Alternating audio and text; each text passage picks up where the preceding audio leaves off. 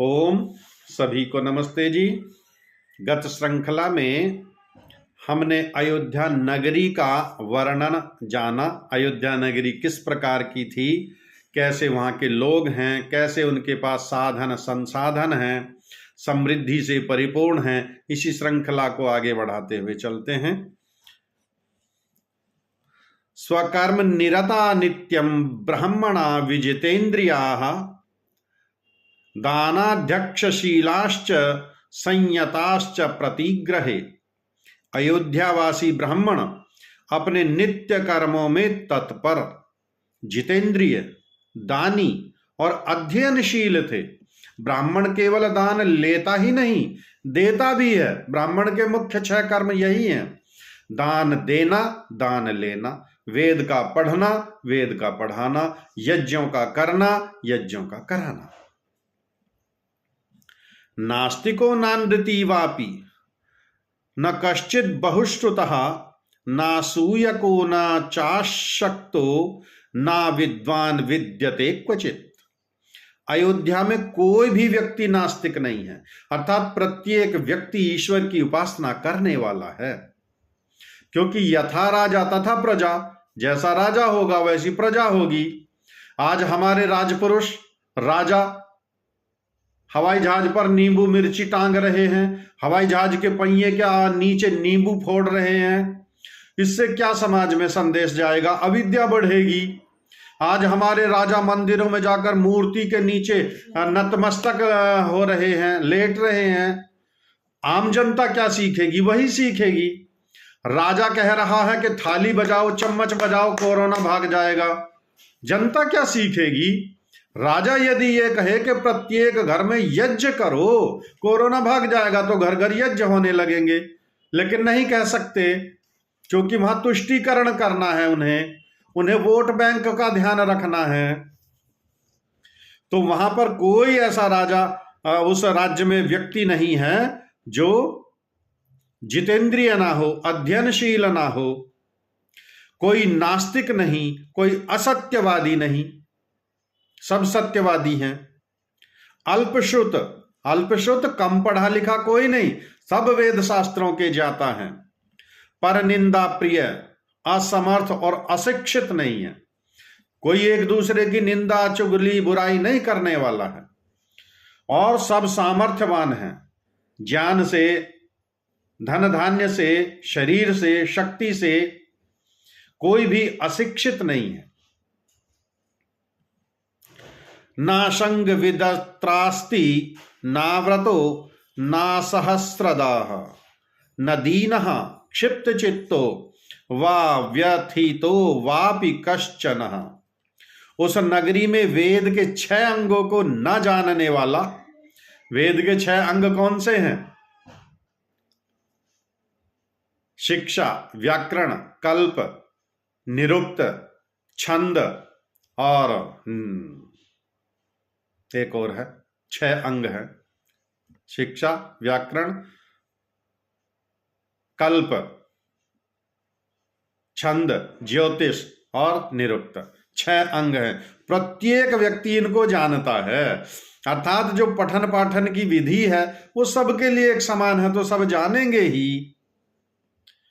व्रतहीन कोई नहीं है, सब व्रतों का पालन करने वाले। कौन से व्रत? जो आज चल रहे हैं सोमवार मंगल के, ये व्रत नहीं है। आज हमारे जो राजपुरुष हैं, जो राजा हैं, वो कहते हैं कि मैं नवरात्रों में केवल जल पीकर ही रह रहा हूं, मैं बड़ा व्रतधारी हूं। ये व्रत नहीं है। व्रत है यम और नियम का पालन करना। ये सार्वभौम महाव्रत, ये है सारे भूमंडल पर पालन करने योग्य महाव्रत इनको कहा गया है। प्रत्येक व्यक्ति यम नियम का पालन करने वाला है। सहस्त्रों से कम दान देने वाला दीन, पागल अथवा दुखी कोई नहीं था। जो दान भी देते थे तो छोटा मोटा दान नहीं देने वाला कोई। 11 रुपए, 51 रुपए, 101 रुपए दान देने वाला नहीं है। सहस्रों से कम दान देने वाला नहीं है। जो दान देगा वो हजारों में ही देगा, वो 1000, वो 5000, वो 10,000, चूंकि है सामर्थ्य सबके पास। सामर्थ्य भी है और इच्छा भी है, ज्ञान भी है। सामर्थ्यवान तो आज भी बहुत हैं, लेकिन देने वाले कितने हैं? कहते हैं इसके जी से नहीं छूटता। छूटेगा तो तब जब उसे सिद्धांत का पता हो। यदि उसे सिद्धांत का पता है तो बिल्कुल उसके जी से छूटेगा, क्यों नहीं छूटेगा? फिर वो दान बढ़ चढ़ कर देगा। तो सहस्त्रों से कम दान देने वाला नहीं, अर्थात बढ़ चढ़ करके श्रेष्ठ कार्यों के लिए दान देने वाले हैं। और पागल भी नहीं है कोई, बुद्धिहीन हो कोई, और दुखी भी नहीं है कोई। रामचरितमानस में भी ये सारा वर्णन है। जब वहां कहते हैं ना, रामचंद्र बैठे त्रिलोका हर्षित भये गए सब शोका। आधि दैविक आधि भौतिक आध्यात्मिक किसी प्रकार का कोई कष्ट नहीं किसी के लिए। नहीं अबुध कोई लक्षणहीन, अबोध नहीं है कोई, अज्ञानी नहीं है, सब विद्वान है। लक्षणहीन नहीं, गुणहीन नहीं, पागल नहीं, बुद्धिहीन नहीं है कोई भी। वही यहां भी कह रहे हैं, और वही रामचरितमानस में भी लिखा तो वो इसके बाद की रचना है। ये पढ़ी थी उन्होंने तुलसीदास जी ने, तब उन्होंने इसमें से भी लिया है। ऐसा नहीं है सारा उनका अपना। उन्होंने कहा भी है कि मैंने कुछ इधर से लिया, कुछ उधर से लिया, कुछ अपना भी जोड़ा है। अपना जोड़ते हैं लोग प्रसिद्धि के लिए। वो मनुष्य ही थे, कवि थे उच्च कोटि के, कोई उसमें दो राय नहीं, लेकिन ऋषि नहीं है। ऋषि लोकेशना से ऊपर रहते हैं। तो बहुत सारी चीजें यहीं से लेकर उन्होंने लिखी।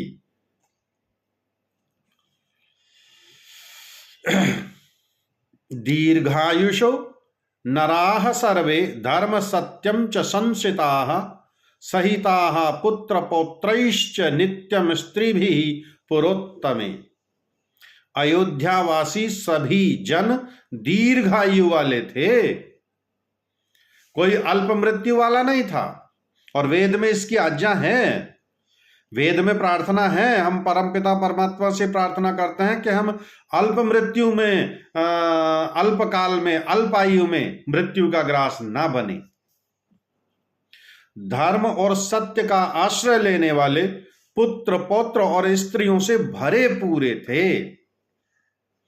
अल्प मृत्यु नहीं कव नहीं पीरा, सब सुंदर सब विरज शरीरा।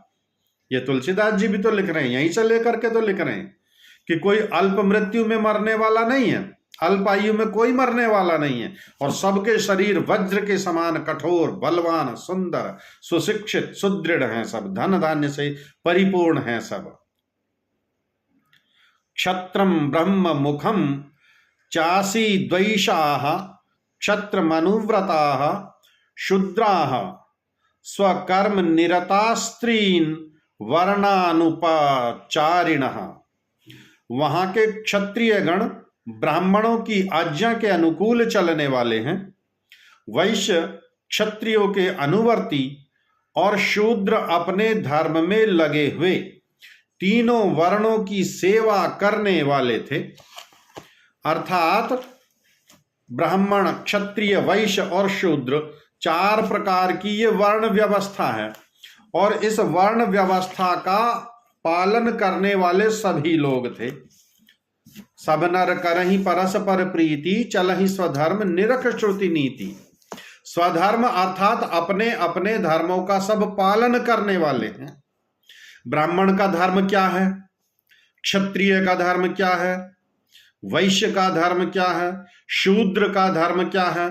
तो रामचरितमानस में जितना जो कुछ उन्होंने लिया है, जो जो सत्य सत्य है, वो सब स्वीकार्य है। और जो यहीं से लेकर के उन्होंने लिखा है, महर्षि वाल्मीकि की रामायण से लेकर के लिखा है। वाल्मीकि जी भी ऐसा ही कह रहे हैं और वहां भी ऐसा ही कह रहे हैं। ब्राह्मण का कार्य मार्गदर्शन करना है सबका, तो क्षत्रिय ब्राह्मण की आज्ञा के अनुकूल ही। और आप सब जानते ही हैं कि राजा दशरथ के जो कुल गुरु थे, जो कुल पुरोहित थे, महर्षि वशिष्ठ थे। वशिष्ठ जी की आज्ञा के अनुसार ही राज्य चलता था। ब्राह्मण विद्वान है, चारों वेदों का ज्ञाता है, उसका कार्य है राज्य को वेदानुकूल चलवाने का, तो चलवाते थे। क्षत्रिय उसका उल्लंघन नहीं करते थे। और वैश्य भी क्षत्रिय का ही अनुवर्ती है, अर्थात वह भी वेद की आज्ञा के अनुसार ही चल रहा है। और शूद्र भी इन तीनों की सेवा सहायता में लगा हुआ है, यही उसका काम है। तो सब लोग वेद की आज्ञा के अनुसार ही अपना आचरण व्यवहार कर रहे हैं। चौथा सर्ग ये पूर्ण हुआ। अगली कथा अगली श्रृंखला में। सभी को नमस्ते जी।